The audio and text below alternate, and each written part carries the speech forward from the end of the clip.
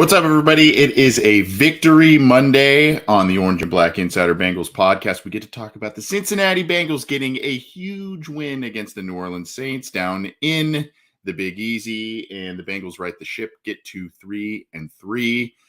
And there's a lot of different things to talk about with this game. Some good, some bad, some ugly, some really promising things, kind of things that cover the gamut. I'm Anthony Cosenza with CincyJungle.com, and of course, this is the Orange and Black Insider, as I mentioned, part of the Cincy Jungle and SB Nation channel of podcasts. You can get this show and the others on your favorite audio streamer: iTunes, Stitcher, Spotify, Google Podcasts, iHeartRadio, and of course, you can subscribe to our YouTube channel. Right down here, you can click that little square and do that. We do have memberships on our YouTube channel now as well for some exclusive material, giveaways, and other stuff. So you'll want to be a part of that. We appreciate all of the support that you've shown this show, and of course, the others on the Cincy Jungle podcast channel. Coach Speak and Chalk Talk, Matt Minnick, as well as Talking Football with Bengal Jim and Friends. He and the gang put on some big celebrations, tailgates, pregame parties, all kinds of stuff in New Orleans. I am so jealous that I was not there. I apologize for not going on yesterday to talk about the game shortly after it. I did have some other things, unfortunately, pop up, and then I was going to go on later. That didn't happen, so I decided, hey, let's sleep on it, and we will talk about everything in the morning, at least morning for me, afternoon for some, other times for others, and then we'll get to all of it there. So at any rate, happy to be with all of you, however you may be tuning in live or after the fact. Appreciate it. So the Bengals kind of win a shootout, 30-26. By the way, I think most betting platforms, including DraftKings and whatnot, had this game at about 3 points. The Bengals win by 4. So that's always something that cracks me up when I see that. 30-26, the Bengals win. This was the Joe Burrow and Ja'Marr Chase show. It didn't start off that way necessarily, but as the second half rolled around and everything, they took over. And that is absolutely what transpired. The Bengals defense, they held their ground a little bit in the second half, but really let up a lot of points and a lot of big third downs. We'll talk more about that in this game to make it. It kind of seemed like the Saints kept putting this game out of reach. The Bengals would kind of climb their way back in it a little bit, get it within a possession, and then all of a sudden, the Saints would kind of kick another field goal, and all of a sudden you're facing a 9-point deficit. And with the inconsistencies on offense that we've seen this year, it seemed like it was a lot of, it seemed, I don't want to say insurmountable, but I mean, it seemed very tough for the Bengals to be able to climb back in it. But a couple of big plays by Joe Burrow, a couple of big plays by Ja'Marr Chase, and the guys who were former LSU Tigers went back to the Superdome and created some more magic for the away team this time. I want to share this. This is when I knew personally that this game was going to be going the Bengals' way. There was a specific moment in this game, specific play in this game that told me that, these guys are going to start taking over, and that's going to be that. So here is the play right here that I considered to be the one that had the Bengals in position to win the game. Hopefully you can see this and sharing. This is Joe just creating magic. Escapes, makes the play, and gets the ball to Tyler Boyd there. That is the play right there in the second half where he ended up, it was early in the fourth quarter. The Bengals were playing catch up there. And ultimately, that's when I knew that we were going to start to see something special. There were a lot of different moments, a lot of different frustrations in this game. And early, there were some unforced errors that really were staggering. T. Higgins had an uncharacteristic drop early in the game that stalled out a drive. You had the Trent Taylor fumble on a punt return. He had a couple of nice returns, but that initial punt return, it looked as if he wasn't even initially touched, or the ball wasn't punched out or anything. When he started to bobble it, it was bobbled, and then a guy got his arm on it and he lost the ball. Of course, that led to the early touchdown for the Saints. And so some uncharacteristic errors. And then, of course, you had Trey Hendrickson on the 3rd and 25.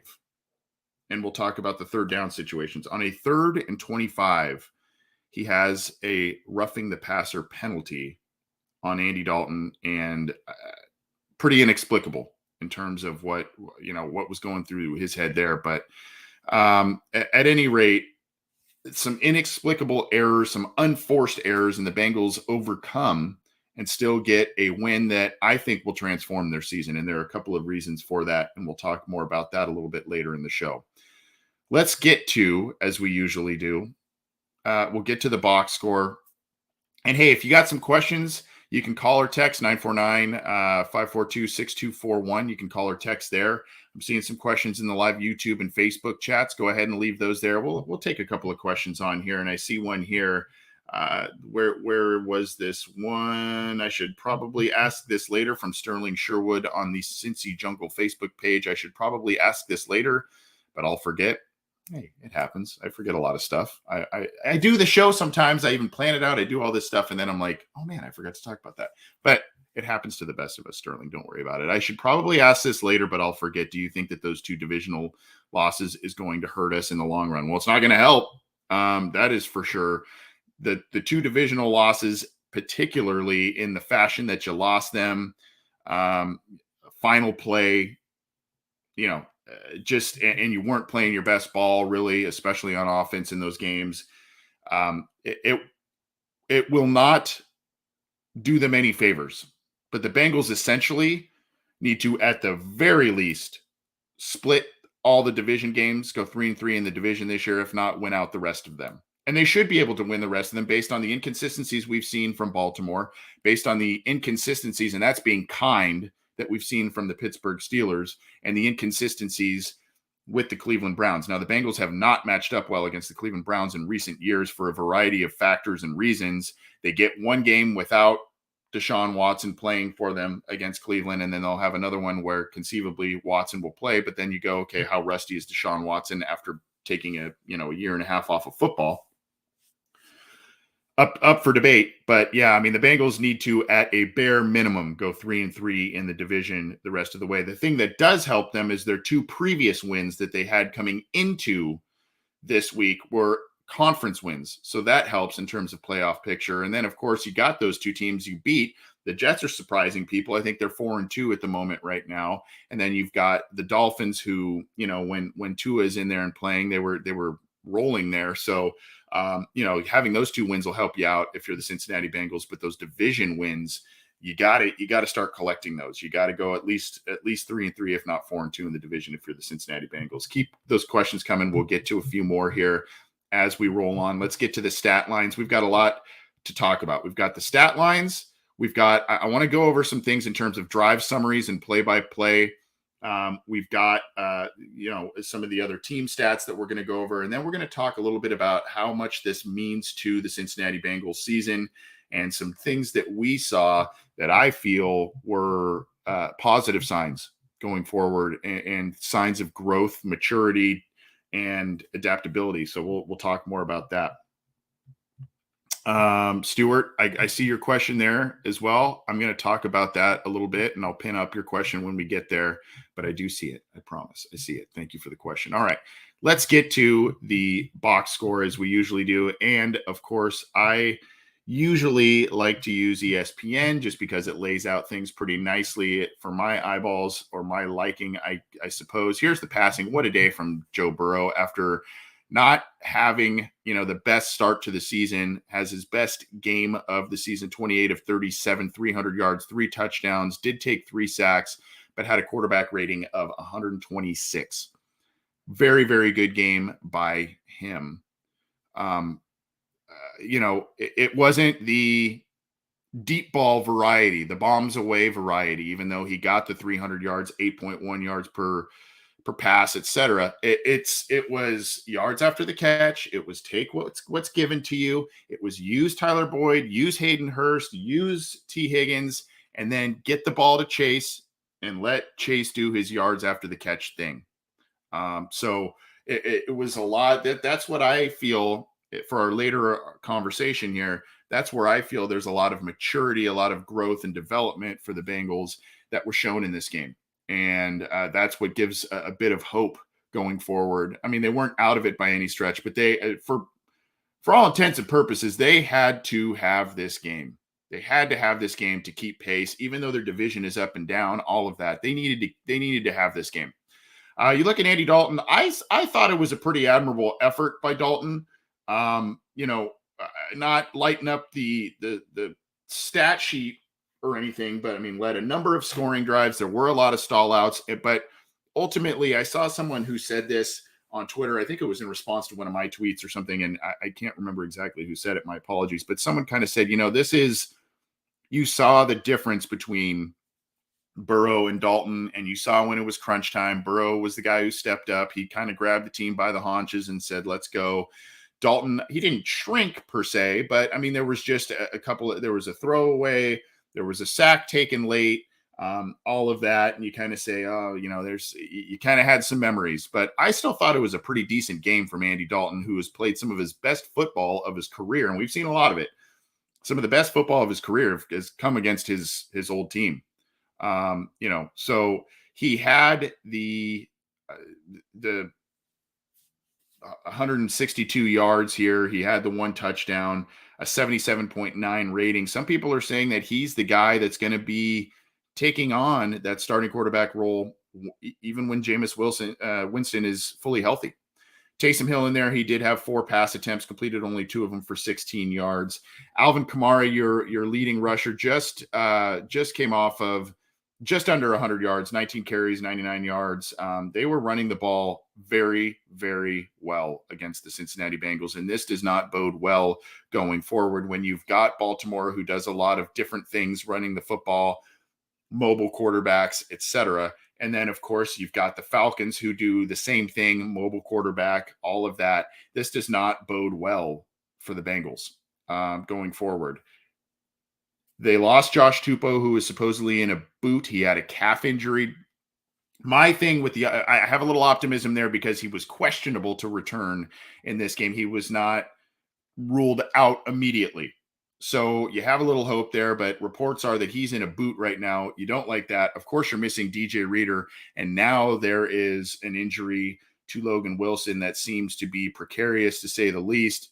We'll talk about that in a minute. But, I mean, at this point, the Bengals need some help there. We did see some nice moments from my guy, Jay Tufele, who came in there and played. I think he had a tackle for loss. We'll talk about that in a second. But they are going to need some depth. They're going to need some interior defensive line depth. And unfortunately, that you didn't hang on to Larry Ogunjobi, which is fine. But you had to do some other different things here. And with no DJ Reader, you're seeing a big difference in the run defense here. 228 rushing yards by the New Orleans Saints. 228. Of course, 44 of them came on that Rashid Shaheed play. But I mean, look at the averages by everybody. Kamara, 5.2 yards per carry at almost 100 yards, 99 yards. Mark Ingram, 46 yards, 5.1 yards per carry. Of course, Shaheed had the 44-yarder. Taysom Hill, 7.8 yards per carry. They were just gashing the Bengals defense that was, I think, top 5 in run defense coming into this game. 34 rushes for 228 yards and a touchdown on the ground for the Saints. Bengals got a little something cooking on the ground here. Perine only had 2 carries for 5 yards. Mixon only had 8 carries, but he was averaging over 5.5 for his 45 yards. Burrow did a little something there as well. They were just throwing the ball more often and, of course, playing from behind and other things. But again, and we'll talk about it, some adaptation on offense is leading to better, more positive plays in the run game, not these massive negative yard plays or anything like that. So when you see Joe Mixon getting 5.6 yards per carry, you like that. You like that, even though his long of the day was only 10 yards. Then, of course, the receivers, not much in terms of high volume for the Saints receivers. By the way, again, when we talk about Dalton stat lines and everything, they were missing their top 3 or 4 wide receivers in this game. Had 2 practice squad call-ups who both had big plays in Traquan Smith, and I believe it was Marquez Callaway who was the other practice squad call-up. Smith had the touchdown. Juwan Johnson, 4 of 41. He played kind of a tight end position. He was a wide receiver in college who played with Justin Herbert. He was always a big guy. But yeah, playing kind of tight end for the Saints here. 4 catches for 41 yards there. And then, of course, you have the big days by the Bengals. Chase, 7 for 132 in the 2 scores. Of course, the 60-yarder, a backbreaker there. 7 catches on 10 targets for him. Boyd caught 6 passes on all 6 of his targets for 66 yards. The 6th game for Tyler Boyd, 6 catches for 66 yards on 6 targets.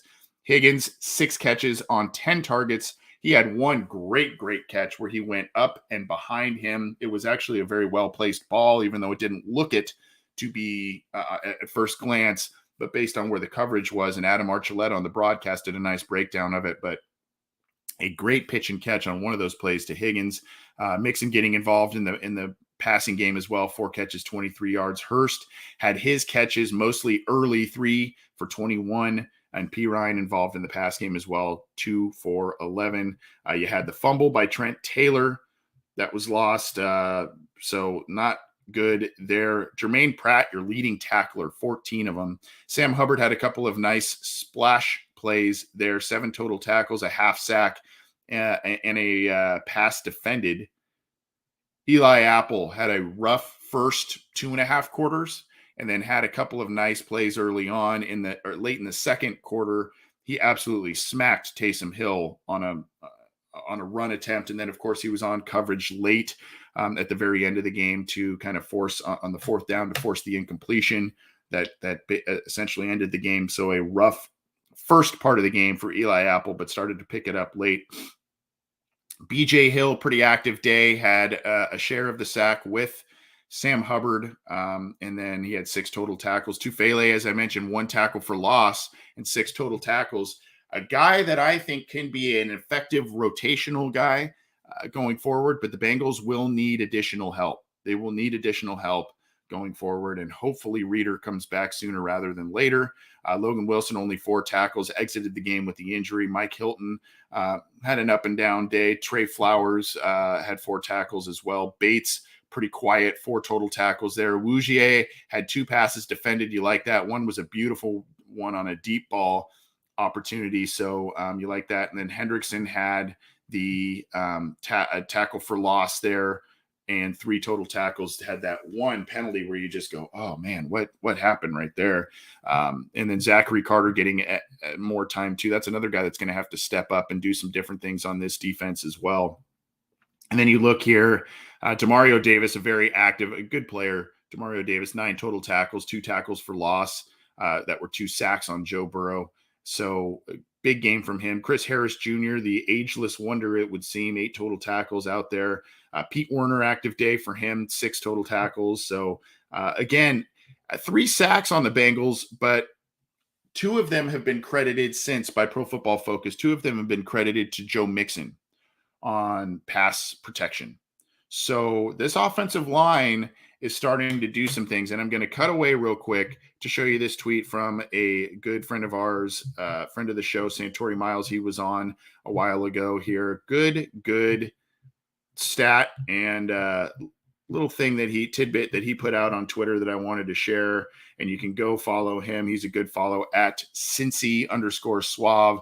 Last 4 games, Burrow has been sacked 8 times. The offensive line has been responsible for about 5 of them. That would be barely 20 sacks the remainder of the season. They're effectively a regular offensive line, and average, league average, whatever, that's about what you want. I mean, you want them to be above average, especially with some of the guys you're paying there and, having 4 new starters, but you're starting to feel a little bit better about this offensive line. And oh, by the way, those lack of sacks, lack of hits, all of that are part of the adaptation process. And we'll talk about that in a second. But at any rate, that I thought that was an interesting set of stats shared to us by Santori Miles, and thank you to him for that nice tidbit of info. I'm going to go back to the box score real quick, and then we're going to look at a couple of different things and talk about some other things. And then you look here just quickly, McPherson, perfect on the day, 3 extra points and 1 field goal, of course, a 52-yarder, just booming those 50-yarders with regularity. Will Lutz, 4 of 4 on his field goals. That ended up, I mean, there's basically 2 elements to this game, really. If you want to boil it down to something real basic, aside from Burrow and Chase taking over, it's the Saints settling for field goals rather than touchdowns. And it was the Trent Taylor fumble that really kind of got the Saints early momentum and the Bengals needing to play catch up most of the day. So they didn't have the lead really throughout most of this game, the Bengals. You see Kevin Huber had a couple of nice punts here, 3 for 131, an average of 43.7, one of them inside the 20 with a 50-yard long one there. When he got the ball, both on kickoffs and punt returns, the Bengals kind of had some nice returns. Evans kind of routinely put it at the 24-yard average mark. I mean, he was returning the ball a little bit. And then you had Taylor. I mean, he had 16 and a half yards on his 2 punt returns. It's just one of them was a fumble. So he had 2 nice returns on the day. It's just unfortunate that one of them had to, end the way that it did. And so now let's get to I want to point this out real quick. Let's go to the team stats, and then we'll point out the drive summary too, because there's something very that pops out at you when you look at that. Pretty even in some of these areas. You look at the first downs, the Bengals 21, Saints 22. Third down efficiency, the Bengals were 6 of 10, much better on third down than they have been, 8 of 17, so under 50% for the Saints. And most of those came late in the game in terms of not being able to move the ball on third down. So then you go here. Saints were 0 for 1 on fourth down. Saints ran far more plays than the Bengals, 17 more plays, in fact, 71 to 54. Yardage, pretty similar. Bengals had 348 net yards. Saints had 399. Both teams had 10 drives. Bengals yards per play, 0.8 yards more per play on average than the Saints, and of course more passing yards. Bengals had 3 sacks. Saints only let up 1. Look at the disparity in the rushing yards, though. 228 for the Saints, 75 for the Bengals. Penalties pretty clean.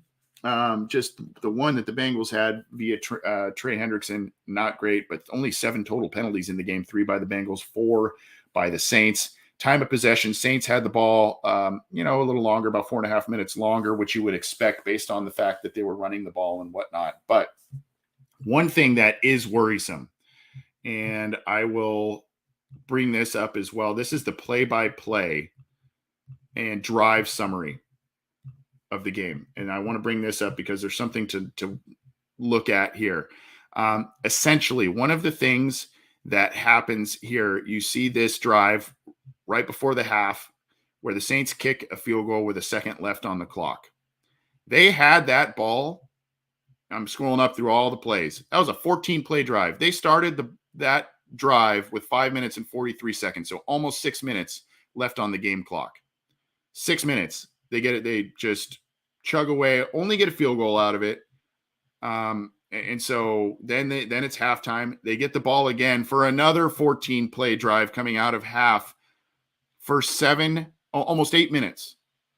So you're looking at like 13 and a half minutes of the game clock wherein the Bengals did not have the ball. The offense that finally started to cook and was doing some positive things, they did not have the ball for almost an entire quarter in this game consecutively.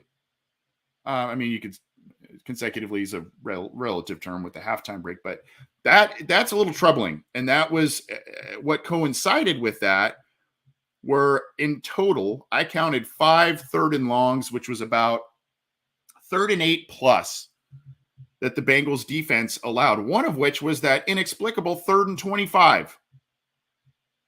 Right here, 3rd and 25 at the New Orleans 23. That was a pivotal moment in the game, and where the Bengals made, you let that one go. You don't do the bonehead penalty. You just let them get maybe a handful of yards, keep it in front of you. You get the ball back. Who knows what happens from there? But that was a pivotal point in the game. And so the Bengals did not have the ball for almost an entire quarter straight in this game. And then, of course, I counted, like I said, 5 third and longs, 3rd and 8, 3rd and 12, 3rd and 10, 3rd and 25 that the Bengals allowed. And that is troubling. And then when you're talking about the injuries on the defensive line and in the linebacker group, that is something that is not boding well for the Bengals going forward in the defense. They got to fix that. And they've been, for the most part, they had been very good at getting off the field on 3rd down instead of creating the big sacks or the big turnovers and that sort of thing. That's kind of been their thing, is getting off the field on 3rd down and not allowing a lot of 3rd down conversion. Now, later, when the Bengals kind of mounted their comeback, the defense stepped up yet again in the second half. They have not allowed a second half touchdown all season, which is a really, really amazing stat. However, when you look at that, you look at the end of the second quarter and the beginning of the third, it felt like forever since the Bengals offense had the ball. And so you're talking about 28 straight plays ran by the New Orleans Saints offense, a lot of them on the ground and a lot of them gassing the Bengals and gashing the Bengals. So that is, that's something that the Bengals have to clean up for sure. One headline, we talked about it a little bit. Tupou out of this game. We'll have to see what happens there. It sounds like Reeder may be coming back soon. I hope. He was on the short-term IR, but here is on Cincy Jungle. I will pin this article for you. There is real concern with Logan Wilson's shoulder injury, and I believe that report came from the Cincinnati Enquirer's Kelsey Conway. Here is, and so the big concern with it is not just a shoulder injury, but it is a shoulder injury to the same shoulder that he had surgery on this offseason. So that is not good news there. Wilson, of course, is one of the key players on the defense, very active player. And, there were some issues when he missed some time last year. So hopefully this isn't something that keeps him out for a long, long period of time, but there is, quote, real concern with Logan Wilson's shoulder injury, especially with it being on that same shoulder that he had surgically repaired recently. So, that's something to watch for, something to monitor there. Let's see if there's a couple of questions here that we can, Pete Crowley here, 513. Is it me or are teams getting dangerously close to blocking Huber? There are a couple of instances that have scared me a little bit. That's for sure. That's something that they'll need to definitely not have happen. Again, you've got a veteran punter there who's really, truly towards the end of his career. And then you've got a new long snapper in there as well. So that chemistry still needs to be built. But yeah, that's a play that they cannot allow to happen during the season, because those are devastating plays within a game. You see here, where are some of the others that there was one that I said earlier, I think it was from Stewart, and it was basically about the offensive line. So I answered that a little bit with Santori Miles's tweet that he put out there, but also the Bengals are adapting their offense a little bit. Teams are playing and have been this entire year a lot of two safety, a lot of deep safety looks, a lot of things to take away the big play to Jamar Chase and kind of have the Bengals dink and dunk their way, so to speak, down the field. And, it was a theme you kind of started to see in the postseason a little bit. And now you start to see it here. Some of the things I did like from the Bengals this week, they were better in the shorter areas of the field, the red zone, the goal line type of situations. You saw the what was it? 4 touchdowns to 1 field goal in terms of scoring. So you like all of that, as opposed to, McPherson having to attempt 3 or 4 field goals a game, which was kind of part and parcel of the postseason last year. In the early part of this season, Bengals were scoring in the 17s and, the high teens or low 20s really in the postseason and early this season. But, they got up to 30 this week because of a lot of different things. But part of that is because of an adjustment in their game. And one of the adjustments is in the RPO attack that they are introducing. This was a run late in the game here, and you can see here it was an RPO, and we'll play it again here for you. This is out of shotgun, and it could have been an RPO type of look, a little bit of a draw type of situation, but those are the types of things now. And the key with that is a play now that is churning up 6-7 yards positive instead of some of these more traditional handoffs that were not working early in this year and netting 3-yard losses, 2-yard losses, a guy in the backfield immediately hitting Mixon or Mixon not making the right read, that sort of thing. That is a play where it's kind of just get the ball, one cut, go, if that. You just saw Mixon was very decisive on that play. And obviously what the Bengals were able to do in the passing game allowed them to run this kind of play and get positive yardage. That was the play before the big Joe Burrow dance around that I played earlier for you for the big completion. So this, the Bengals offense is adapting. Their offensive line is adapting. And I think that that's where we can talk about what this win may mean for the team going forward. I put out this tweet. It got a little traction here. I wrote out, I don't want to be hyperbolic, but that could be a season-changing win for the Bengals. Got a lot of people interacting with that and seemingly agreeing with it. And not only because it's a game that the Bengals get back to 500 in a division that seems to be so up and down with the other teams that are in it, but it's also a game that we saw, like I said, an offense adapt, an offense do some different things to find a different way to win. So let's talk about that portion first. The Bengals offense is just creating a scheme that is disallowing defenses to have as many hits or sacks on Joe Burrow. Joe Burrow is still dancing around some of those. Joe Mixon was the guy, apparently, by PFF metrics, who was credited with 2 of the sacks, or should have been credited with 2 of the sacks of the 3 that were on the day.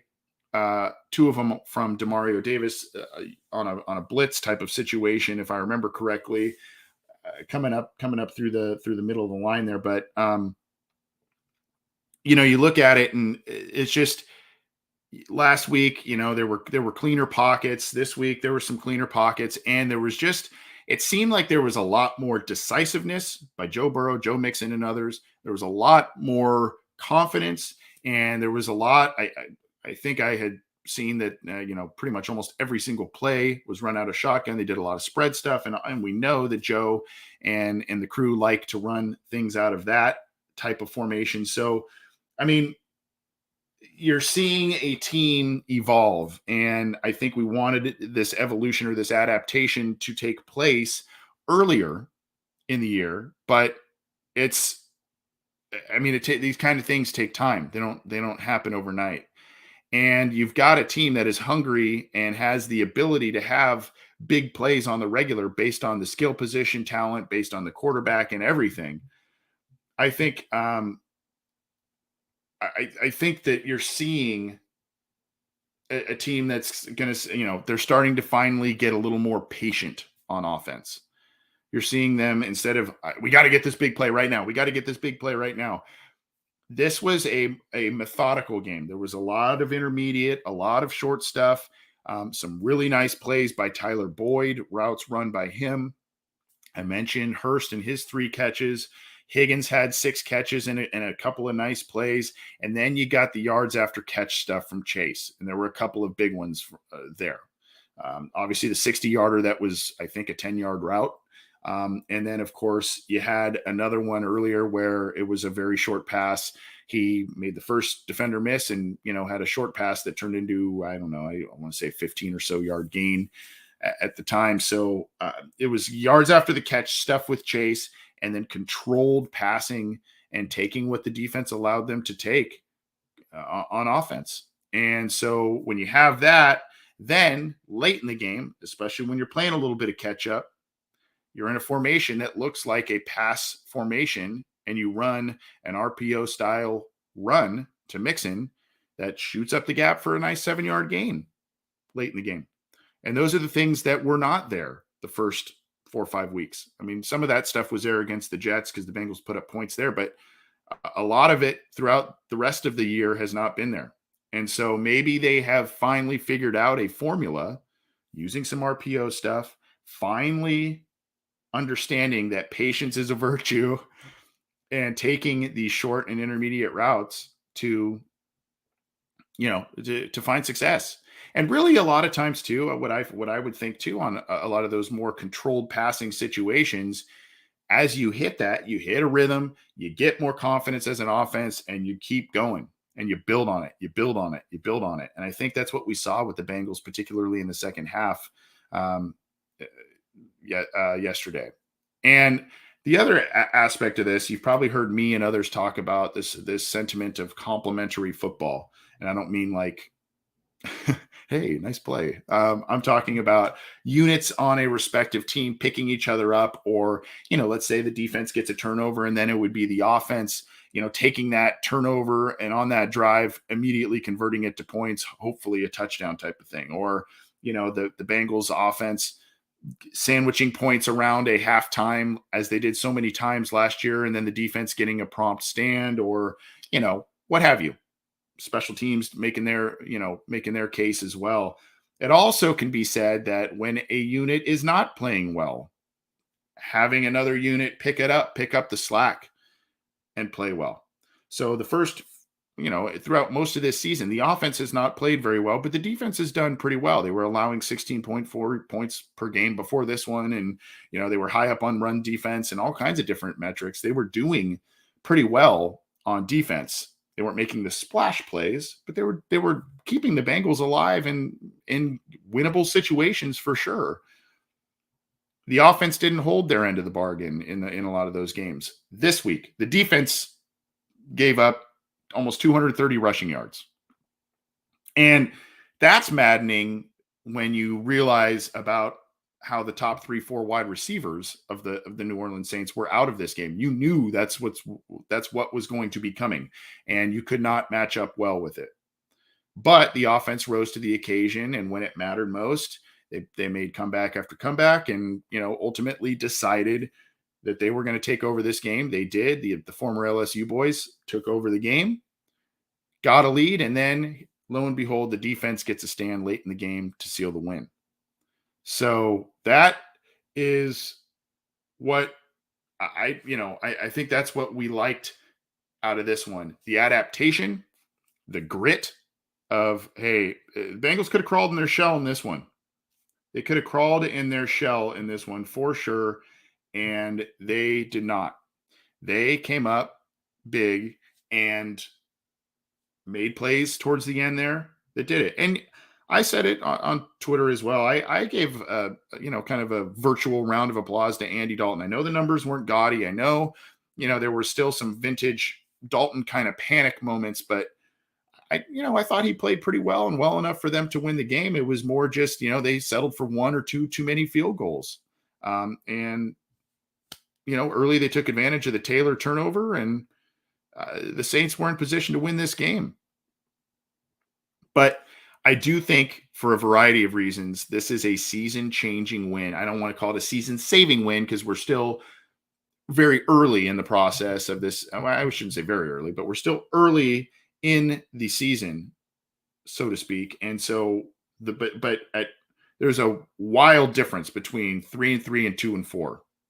I don't know. There's something about the look of that record to the eyeballs that is just way different. And then when you look at where the AFC North is right now, it is wildly inconsistent, including the Bengals.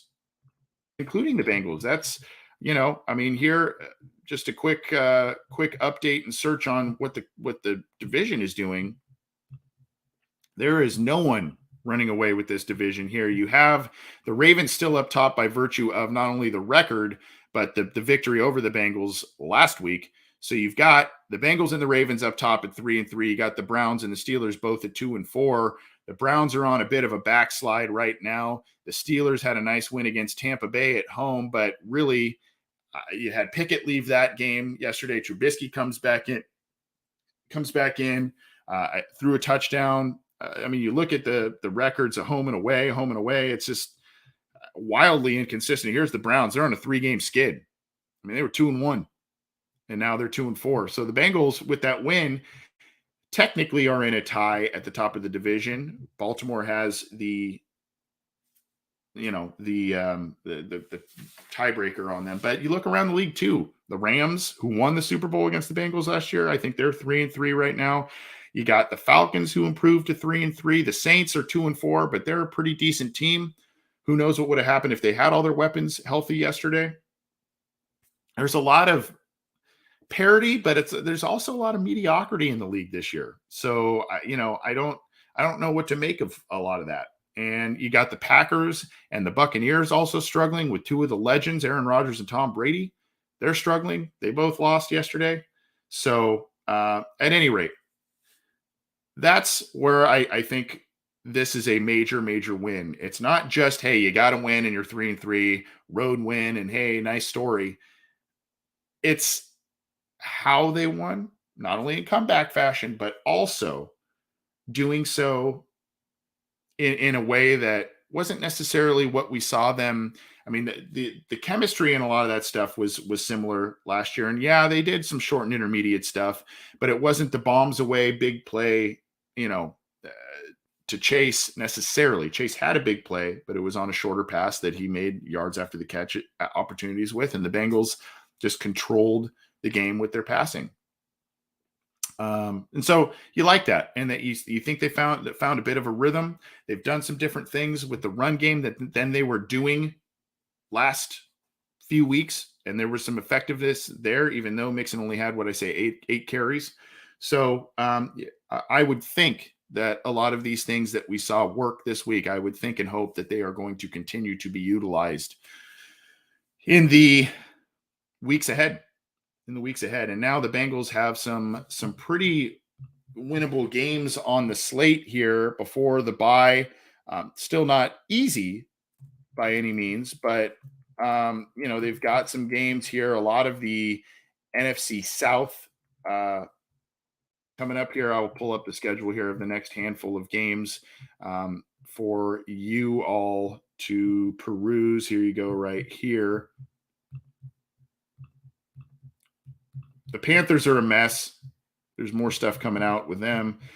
Panthers are a mess, but you've got the Falcons. They had a nice win yesterday, but they're up and down. They do have kind of an interesting run game that is similar in some ways to the Saints. The quarterback doing a lot of different things there.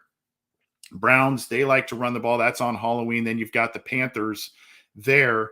Then you've got a bye.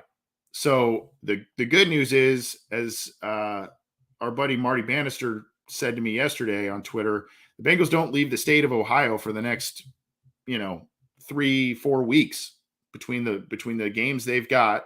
Home for Falcons, they go to the Browns, home for the Panthers, then the bye week. And then they go to Pittsburgh for a big, big game, night game. But if you look at those games here and what we've discussed, these all seem like winnable games. But some people may be looking at the Bengals on their schedule from the other side of the fence and saying, that Bengals aren't the same, blah, blah, blah. You've got the Titans. They've been a team that's been up and down this year also. The Chiefs, they're very good. They lost to the Bills yesterday. Then you've got Browns, Bucks up and down, Patriots up and down. You've got the world-beating Bills, and then you end it with the Ravens. But before the bye, once again, Bengals host the Falcons. They go to Cleveland, and then they host the Panthers before the bye. Those are all winnable games, and it's a good opportunity for them to get some momentum and do some different things and get some wins under their belt, hopefully. I think that's going to do it for us. We went through the stats. We went through some drive summaries and some anomalies in those. We went through the team stats, and we wanted to talk to you about if this was a season-changing win, which I think it was for a lot of different reasons. I like this here from Mark on Facebook. Was at the game in New Orleans yesterday. Bengals fans must have filled about 30 to 35% of the seats. It was unreal. It looked like there was a pretty good Bengals contingent, and it was kind of cool to see what looked like New Orleans Saints fans dressed up in LSU, Burrow, Chase gear as well. I would assume that was a very cool vibe. This was one of the games I had circled on my personal calendar that I wanted to try and get to. It just did not work out. But I hope everybody had a great time down there. Sounds like from what I've seen and heard, everybody did. So that was, good to hear that, Mark. Appreciate you sharing. Hopefully you had a great time, my man. And I appreciate all of you. Tried to answer a couple of questions in here. We're going a little bit long, but we've shared a lot of stuff breaking down the Bengals' big win against the New Orleans Saints. They go to 3-3, and they've got a slate of winnable games coming up before the bye. We'll be back with Happening Headlines tomorrow. Bengal Jim tomorrow night has his show as well, so you'll want to check that one out. And, of course, we've got our Wednesday night show. Check it. We'll have more on previewing the opposition, listener questions live, all kinds of different things. You can get this show and Coach Speak Chalk Talk, as well as Bengal Jim Show on the Cincy Jungle podcast channel.